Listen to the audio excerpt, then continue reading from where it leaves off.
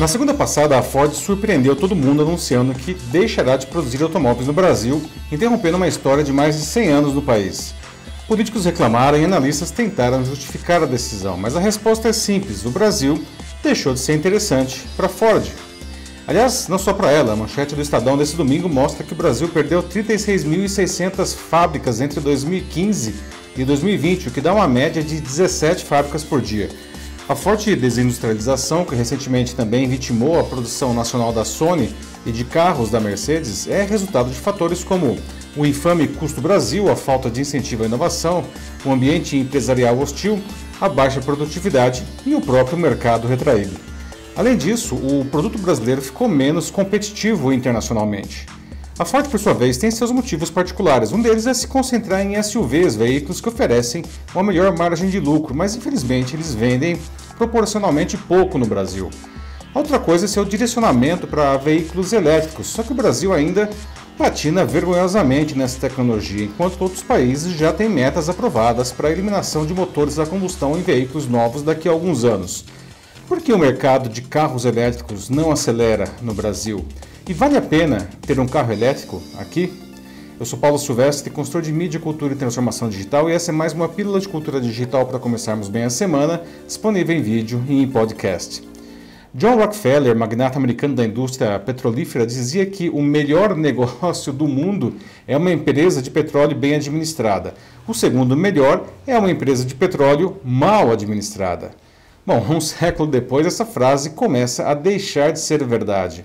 Em novembro, o Reino Unido antecipou de 2035 para 2030 a proibição de carros novos movidos a gasolina ou diesel, portanto daqui a apenas 9 anos.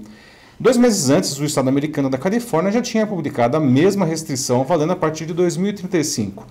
O Japão deve firmar sua data limite para 2030 e a China, o país mais poluente do mundo, deve ter uma regra assim para 2035. Isso vem se refletindo nas empresas automotivas. Claro, na sexta-feira, o valor de mercado da americana Tesla, maior expoente nos carros elétricos, era de incríveis 783 bilhões de dólares. Isso é mais do que o valor somado da Toyota, da Volkswagen, da GM, da Ford e da Fiat Chrysler, empresas centenárias que vendem muitíssimo mais veículos, mas quase tudo ainda movido a combustível fóssil. Isso fez com que Elon Musk, fundador e CEO da Tesla, se tornasse o homem mais rico do mundo há 11 dias, tirando a coroa que Jeff Bezos, fundador e CEO da Amazon, detinha desde outubro de 2017. Segundo a consultoria Boston Consulting Group, as vendas globais de modelos elétricos e híbridos passarão dos atuais 10% para 51% em uma década. Isso se as restrições aos combustíveis fósseis e os incentivos à eletrificação se mantiverem e prevendo o crescimento nas vendas e a queda nos preços dos modelos ainda caros. Claro que os postos de gasolina continuarão ocupando as esquinas das cidades por muito tempo. Especialistas estimam que será assim no mínimo até 2050, especialmente em países em desenvolvimento que não incentivam a eletrificação e permanecerão com um legado aí de uma frota envelhecida e movida a gasolina, que é o caso do Brasil. Tampouco podemos ignorar o lobby da ainda poderosíssima indústria petrolífera, que obviamente não tem nenhuma pressa em ver a frota de veículos se eletrificando. Por aqui, quem puxa esse cordão é a Petrobras. A empresa ainda olha de longe a produção de energias renováveis, ao contrário de muitos de seus concorrentes.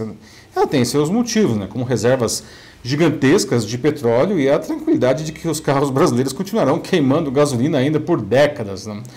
Além disso, a empresa está endividada, o que atrapalha investimentos na diversificação de suas operações. Pelo contrário, a Petrobras se desfaz de tudo que não seja petróleo e gás no momento. E isso faz sentido, Gasolina e diesel representam uma fatia essencial nos ganhos das petrolíferas. Metade da produção atual da Petrobras, por exemplo, é de gasolina e diesel para transporte rodoviário.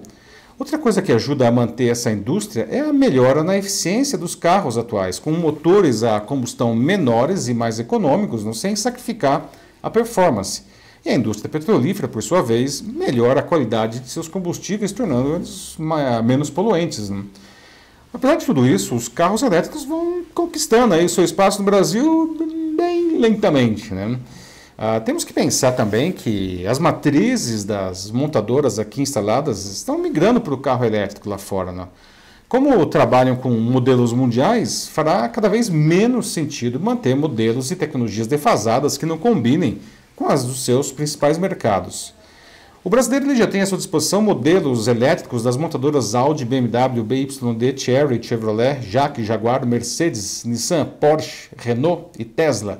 O mais barato é o pequeno hatch Jaque EV20, que custa R$140 mil. Os modelos mais caros passam fácil de R$500 milhão. Ou seja, dá para se ver que o preço é uma fortíssima barreira de popularização dos carros elétricos. Ainda no governo Temer, a alíquota do IPI, o Imposto sobre Produtos Industrializados para Veículos Elétricos, foi reduzida de 25% para uma faixa entre 7% e 20%. Ainda assim, os impostos sobre qualquer carro no Brasil ainda são muito altos. No mercado internacional, o equilíbrio entre os preços de carros elétricos e equivalentes à combustão deve ser atingido em até 10 anos.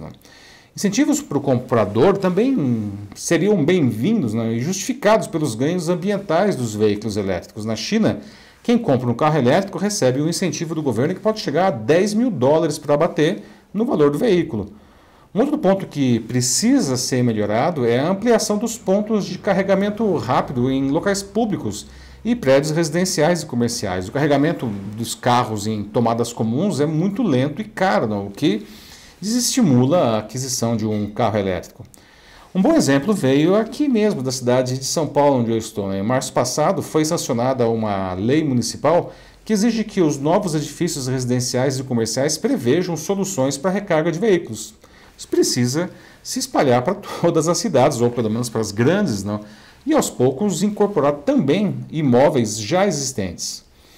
Bom, mas afinal, vale a pena ter um carro elétrico?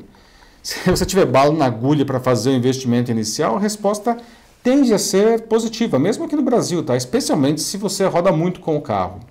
O principal ponto favorável certamente é ambiental, Isso se reflete até na saúde da população. Especialistas estimam que a expectativa de vida média do americano deve aumentar em 14 meses pelo simples fato da eletrificação da frota automobilística, graças à redução dos poluentes no ar que a gente respira. A redução na emissão de gases de efeito estufa também colabora com a queda da temperatura da média global. Vale lembrar que 2020 foi o ano mais quente da história, empatando com 2016.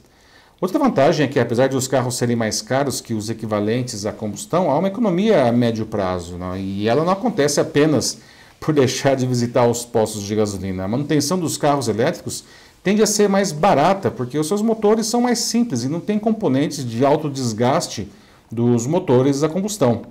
O silêncio também impressiona, os ruídos a bordo e também externos são muito menores que de um carro convencional. Isso se deve pela ausência do próprio motor a combustão e da exaustão dele, no escapamento, além de outras peças barulhentas. Essa é, portanto, uma decisão ainda pessoal, se vale a pena ter o carro elétrico. Tem que rodar muito para que as economias dessa tecnologia paguem a diferença no custo do veículo, mas temos também que levar em consideração os outros ganhos não financeiros na decisão. Quanto ao governo, precisa fazer da sua parte para diminuir mais esse abismo tecnológico que temos com os países desenvolvidos. Caso contrário, isso e todos os outros problemas mencionados no começo dessa conversa pode mandar embora outras Fords nos próximos anos. É isso aí, meus amigos.